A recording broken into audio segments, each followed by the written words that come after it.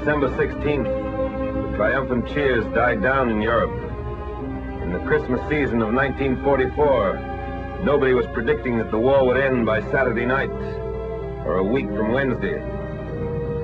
And today, with the good news from all fronts singing on all radios, let us remember the dying days of 1944. The infantry remembers those days. They were not being reconverted for civilian production, nor were they worried then or ever that they would be left with too many shells or too many tanks. The Army had come fast and far last fall. We had developed a certain tendency to become complacent. Complacency came to an end in time for the Christmas season.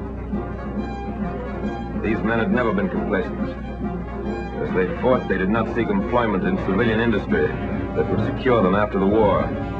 They did not complain about the scarcity of butter or roast beef or the high cost of living. The cost of living on the Cologne Plain was considerably higher than in the United States, but they did not discuss it in their clubs. In December, we learned all over again the bitter lesson of war. War is conducted in mist, and turmoil, and uncertainty. Victory comes on no silver platters. The enemy sells nothing cheaply. The enemy is resourceful, desperate. The Nazi Party is willing to sacrifice every building and every soul in Germany to stave off defeat. Reserves of men and materiel had been hoarded for the day of counterattack.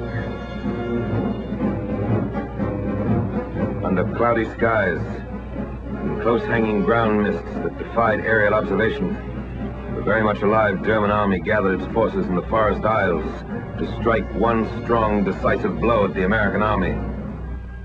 New and refitted divisions were brought up under cover of fog, darkness, and forest. The fury of robot and rocket weapons was unleashed against our front.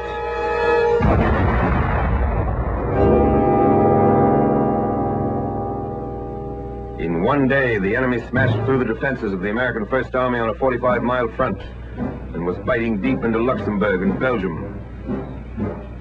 In 24 hours, the initiative changed hands, and the German army, which had put the word blitzkrieg into all languages, unleashed its desperate offensive.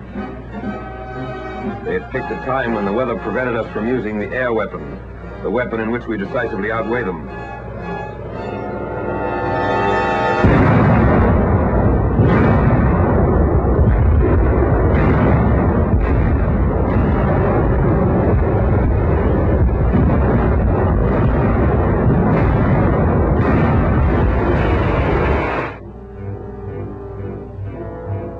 This film is being shown for the first time. It was captured from a German cameraman. He had taken it so that the German home front might gloat over the evidence of the success of Rundstedt's attack. In August, it was German convoys that were caught like this along the French roads. Now it was our convoys, ruined, burning where they'd been overrun. The sweat and iron of Detroit and Pittsburgh became the wreckage of Malmedy and Saint-Vite. We lost more than jeeps and half-tracks, tires and shells, tanks and guns. We lost men. 78,000 in dead, wounded, and missing. Unarmed and defenseless American prisoners, comrades of these men, fell to the machine guns of our enemies.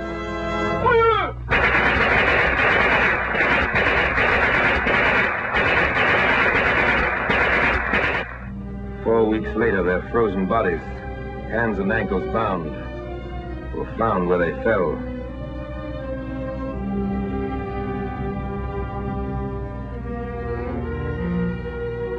These Belgian enemies of the Third Reich, too, were unarmed and defenseless.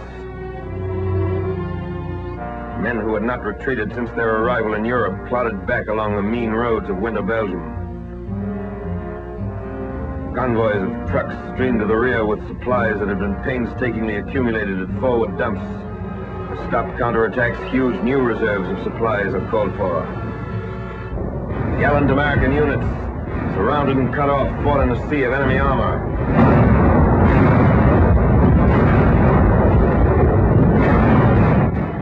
Anti-aircraft guns were fired point blank as anti-tank guns until they were overrun.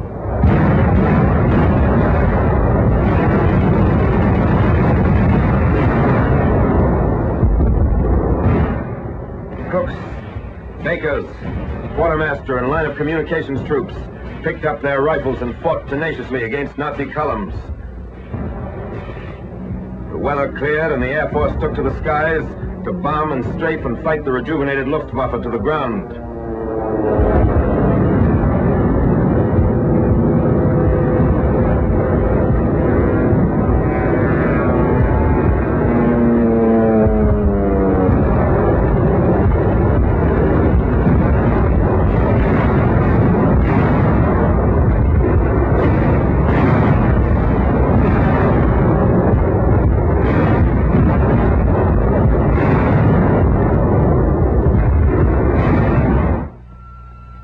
The army held in Belgium. The attack was blunted, the spearhead stopped, the Nazi columns contained and thrown back by men who had flung themselves into the breach. In the wild gamble of war, a momentary equilibrium had been gained. The cost had been great, and there were no guarantees being issued on engraved paper on the Western Front that the time of counterattacks was over. Nor, despite the great victories in the Pacific, were there guarantees being issued that there would be no counterattacks against the many islands we'd won back. In the general uncertainty of war, one fact remains certain. The enemy is always dangerous. The enemy does not slack off.